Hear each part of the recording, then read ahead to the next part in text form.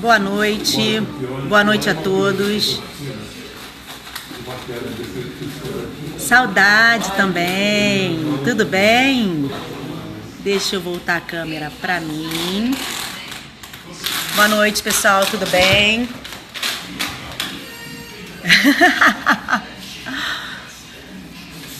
Olá, Adriana. Convidem os seguidores. Boa noite, boa noite. Boa noite a todos. Boa noite, Alana. Feliz aniversário atrasado. Parabéns, minha linda. Tudo de bom pra você. Boa noite. Convidem os seguidores pra gente falar rapidinho, porque às 23 horas nós vamos ter pelo Amo Direito o professor Rochester, que vai começar a nossa dobradinha, nosso segundo round, né? Nós fizemos o primeiro round na segunda e na terça. O segundo round vai ser hoje e amanhã, às 23 horas. Boa noite, Marcos Paulo, tudo bem? Bom, pessoal. Oi, Gisele, tudo bem, linda? Que bom que você tá aí. Legal. É a tréplica. Não, na verdade a gente não tá duelando, não. Eu digo que é um round, né? Enfim. Mas o que acontece é que nós fizemos essa dobradinha, essa brincadeira, né? Entre delegado e advogado, as visões, se são as mesmas, se são diferentes, tá bom? Primeiramente, eu estou na sala dos professores, na instituição de ensino que eu trabalho às quintas-feiras à noite. É isso aí, dividindo conhecimentos, né? Trocando experiências. Pois é, não posso fazer isso, Nana. Gostaria, mas não posso, estou na sala dos professores. Vontade não me falta, pode ter certeza, mas, enfim, não dá, né? E aqui não tem outro lugar que o Wi-Fi pegue tão bem quanto a sala dos professores. Então não tem nem para onde eu ir. Eu tô no Tom Jobim, na Estácio do Tom Jobim, Renata. Bom, o que eu queria conversar com vocês rapidinho. Essa semana, conversando com um aluno de Penal 2, ele me fez uma pergunta e eu achei interessante a pergunta dele, o tema que ele acabou levantando e a gente abordou, discutiu, que eu resolvi trazer para vocês aqui no Periscope. É a respeito do princípio da passagem inocente. Eu não sei se vocês conhecem esse princípio, normalmente ele é estudado em ciência política na graduação, então eu não sei se vocês lembram, se vocês já viram, mas é a respeito desta lei que eu comecei mostrando para vocês, que é a Lei 8.617 de 1993, 8617 de 1983. Para a gente entender qual é a repercussão do princípio da passagem inocente no direito penal, a gente vai lembrar de lei penal no espaço, um conteúdo ministrado em Penal 1, normalmente nas primeiras semanas de Penal 1. Isso, 8617/93, 93, ela é de 1993, 8617/93. Eu vou mostrar de novo aqui para vocês. Opa, deixa eu virar aqui. Aqui, deixa eu só subir um pouquinho. Tá vendo aqui? 8617/93. Tudo bem? Bom, volta aqui para mim, depois a gente volta para a lei. Se vocês estiverem com o Código Penal nas mãos, abram o artigo 5º, por favor, para vocês lembrarem de um princípio que é adotado como regra, que é o princípio da territorialidade. Eu vou ficar olhando para a câmera e mostrar para vocês a tela da internet com a lei. Então, me perdoem se eu não conseguir ler as observações de vocês, os comentários, perguntas, tá bom? Aí no final você pergunta de novo, faz o comentário novamente, ok? Para eu não tirar os olhos da câmera, tá? Do celular, senão eu fico vesga. Bom, o artigo 5º, e aí já deu tempo de você pegar o código e abrir, ele trata do princípio da territorialidade.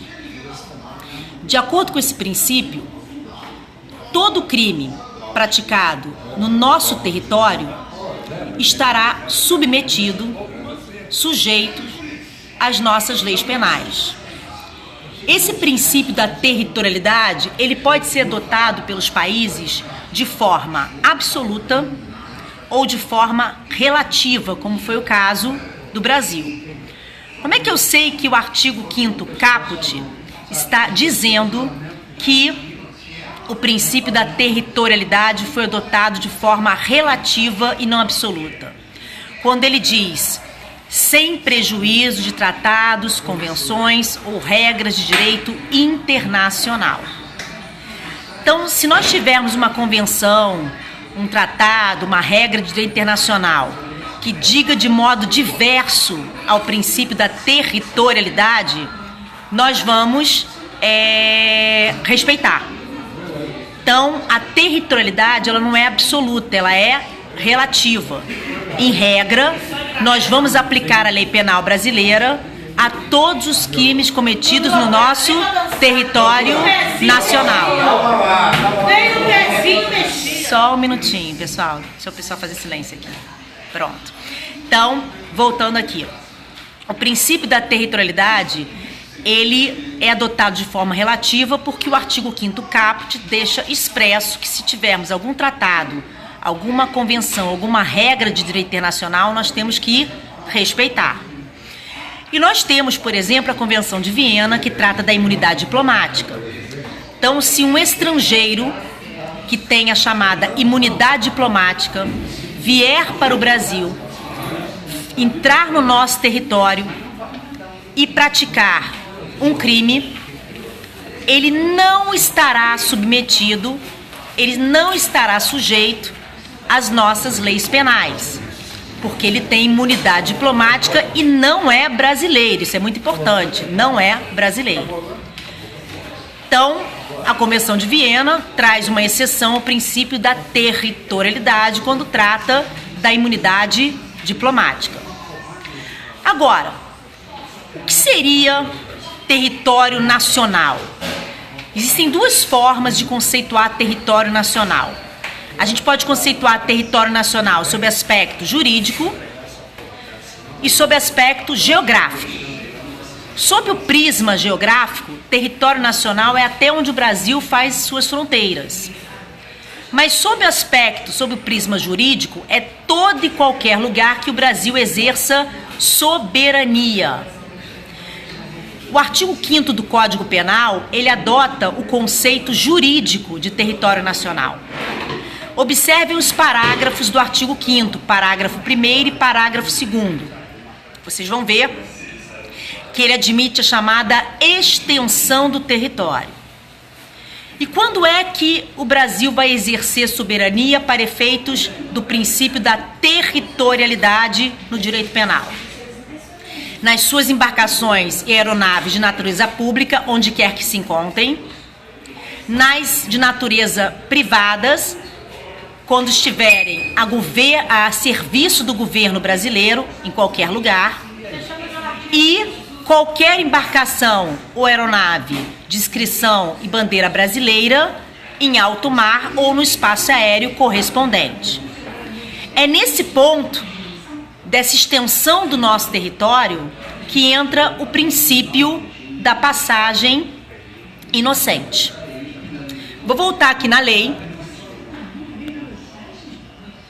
para lermos juntos. O tema é o princípio da passagem inocente no direito penal. Essa lei 8617 de 93, ela trata do princípio da passagem inocente. Primeiro, ela vai dizer o que se compreende por mar territorial.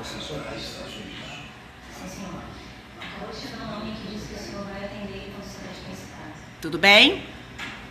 Então, nós temos aqui o artigo 1º, a questão das 12 milhas, que o Brasil adotou o período máximo permitido, 12 milhas. até porque não tinha nenhuma concorrência, né, para ter uma distância inferior. O máximo são 12 milhas e o Brasil adotou 12 milhas. Deixa eu só abaixar aqui a tela.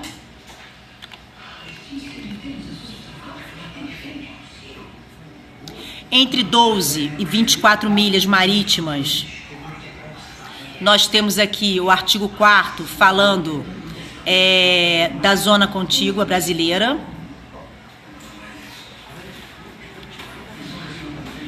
E aí diz o que o Brasil pode fazer no perímetro dessa zona, que vai de 12 a 24 milhas, o dobro, também é o máximo, e o Brasil adota o máximo.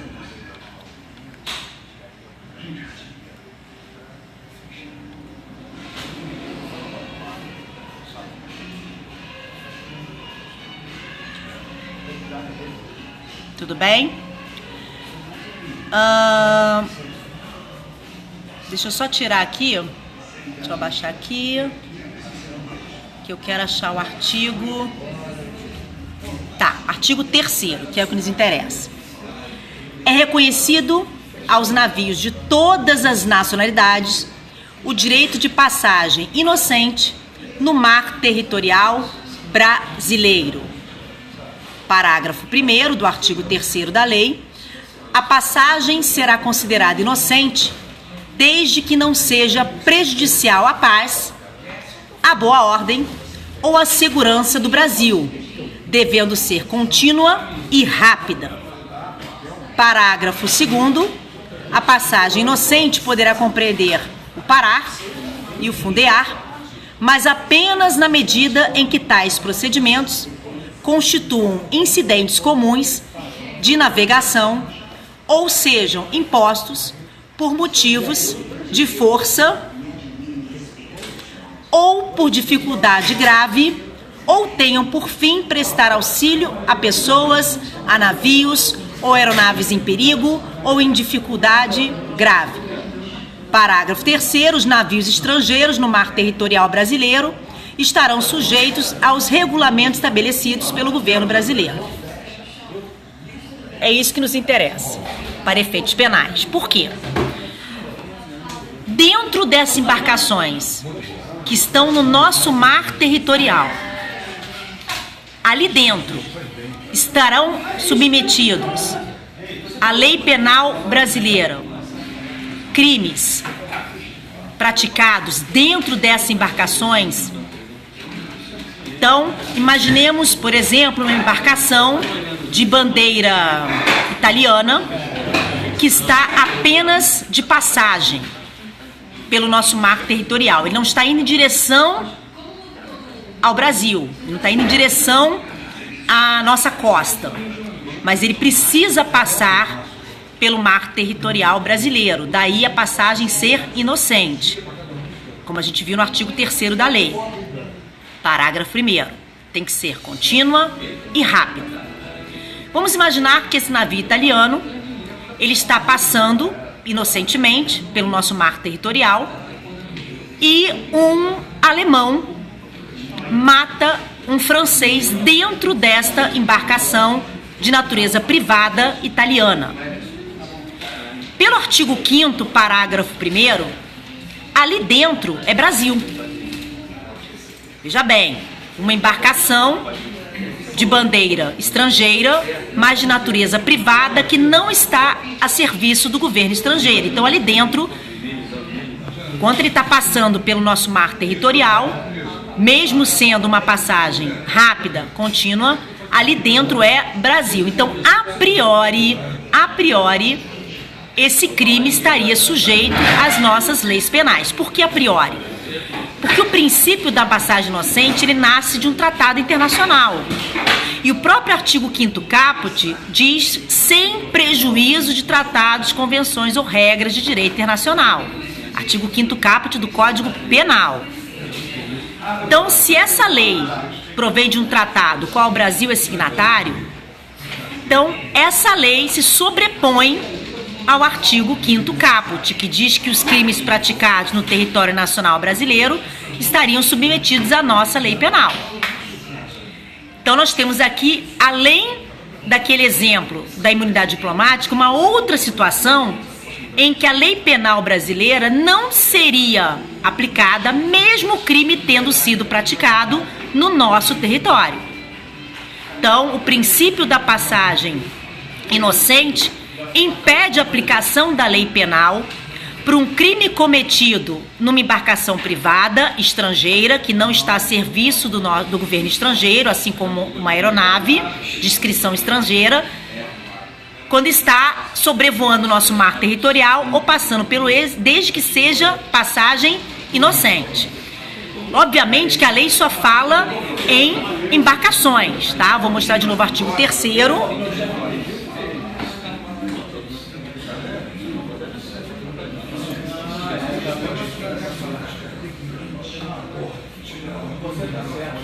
Ah, Miguel, você tá aí? Miguel, que foi o aluno que levantou a bola, que me fez a pergunta, que botou a pulga atrás da orelha, que me fez pesquisar. Miguel é fogo, Miguel é danado. Ele não se contenta com pouco. Ele está me perguntando se isso é uma derrogação do artigo 5º caput. Na verdade, Miguel, eu entendo que não. Não é uma derrogação. Na verdade, o próprio artigo 5º caput do Código Penal, ele traz uma ressalva. Ele mesmo diz que salvo tratados, regras e convenções internacionais, o qual o Brasil é signatário, a gente vai aplicar a lei penal brasileira. Então, na verdade, está previsto no artigo 5º essa exceção. Então, ele não está sendo derrogado. Se não tivesse previsto isso, a gente poderia até questionar essa questão da derrogação, né? Haveria uma incompatibilidade das leis, enfim, questão da hierarquia e tal. Mas, nesse caso, o próprio artigo 5º diz que o princípio da territorialidade não é absoluto, ele é relativo. Então, a gente tem aqui uma exceção ao princípio da territorialidade. Em relação aos tratados, sim. Isso aí, tá? Agora, importante frisar, como eu estava dizendo, que a lei só fala de navios. Vou ler de novo. É reconhecido aos navios de todas as nacionalidades o direito de passagem inocente no mar territorial brasileiro. A gente não poderia aplicar isso para as aeronaves, tá bom? Então, se fosse uma aeronave, não teria, mesmo ela não estando em direção ao Brasil, não se pode falar em passagem inocente, porque a lei é específica para navios. Na verdade, esse termo utilizado, navios, inclusive, se remete a embarcações de grande porte, tá? De grande porte. Se fosse, por exemplo, uma lancha, eu entendo que não seria aplicado o princípio da passagem inocente, como exceção ao princípio da territorialidade, lá no artigo 5º do Código Penal, por ser uma embarcação de pequeno porte. O termo navio significa embarcações de grande porte, ok? Então, uma interpretação Mas seria em bonam partem, isso é relativo, Miguel, porque e se a lei do país de origem prevê pena de morte? Seria em bonam partem. Porque a ideia aqui não é aplicar a lei mais benéfica, a ideia aqui é decidir qual é a lei penal aplicável, né? Então, na verdade, se eu amplio a passagem inocente para aeronaves, para embarcações de pequeno porte, isso pode ser prejudicial ao autor do crime, porque vai ser aplicada a lei penal da nacionalidade da embarcação, da nacionalidade da bandeira do navio, não é nem a nacionalidade do autor do crime, percebe? Então, nesse exemplo do navio italiano de natureza privada, que está de passagem inocente pelo nosso mar territorial e que ali dentro, durante essa passagem inocente, acontece um crime praticado entre um americano e um escocês, né? Por exemplo, um francês, enfim, não vai ser aplicada a lei penal do americano, que seria o autor do crime, sim, seria aplicada, de acordo com o princípio da passagem inocente, a lei da bandeira do navio, ou seja, a lei italiana, né? Para nós seria a lei italiana, mas ali dentro seria Brasil. crime foi praticado no Brasil. A diferença é que a gente não vai poder aplicar a lei penal brasileira em razão de ser uma exceção ao princípio da territorialidade, o princípio da passagem inocente. Tudo bem? Bom, era isso que eu queria conversar com vocês rapidinho. Passei aqui mais para dar um beijo, para dar comentar com vocês que eu conversei com o Miguel ontem à noite, né, Miguel? E queria convidar vocês para assistir o Periscope do Amo Direito, agora às 23 horas, com o professor Chester, delegado de polícia, que vai falar da visão dele, do advogado, na fase inquisitorial, na fase de inquérito. E convidar vocês amanhã, eu sei que é sexta-feira, eu sei que vocês às vezes já têm um programinha para sexta, mas se der, sexta-feira, às 23 horas, pelo Periscope do Amo Direito, eu vou estar falando a respeito da visão do advogado frente ao papel do delegado no inquérito policial. Então a gente vai fazer uma dobradinha. O Chester vai falar o que o delegado pensa do advogado na fase do inquérito, e eu vou falar o que o advogado criminalista pensa do delegado na fase de inquérito. Amanhã eu vou falar de uma série de questões, inclusive se o delegado pode conceder liberdade provisória em situações diversas do artigo 322 do CPP. Vamos falar da constitucionalidade do artigo 322 do CPP. Vamos falar se o delegado de polícia ele pode conceder, deixar de instaurar inquérito visando uma exclusão de ilicitude, ou conceder liberdade provisória em razão de estar diante de uma exclusão de ilicitude. Então, o debate começa hoje, Miguel. Hoje vai ser o Rochester falando como é que ele vê a atividade do advogado na fase do inquérito policial. E amanhã eu vou ver como é que eu vejo a atividade do delegado na fase do inquérito policial. Vou começar amanhã contando um pouco da minha experiência pessoal, dos preconceitos que eu sofri no início da minha carreira, mais de 20 anos atrás, como mulher, né, trabalhando numa área que é vista por muitos como sendo uma área perigosa, e eu vou provar para vocês que não é perigosa, tá? Então espero vocês amanhã às 23 horas. Não é pelo meu Periscope, não, é pelo Periscope do Amo Direito. E hoje o Rochester também, daqui a pouco, às 23 horas, pelo Periscope também do Amo Direito. Tá bom? Espero vocês. Um beijo, um queijo e até a próxima. Até amanhã, pelo Periscope do Amo Direito, às 23 horas. Eu espero vocês. Tá bom? Um beijo, um queijo. Até a próxima.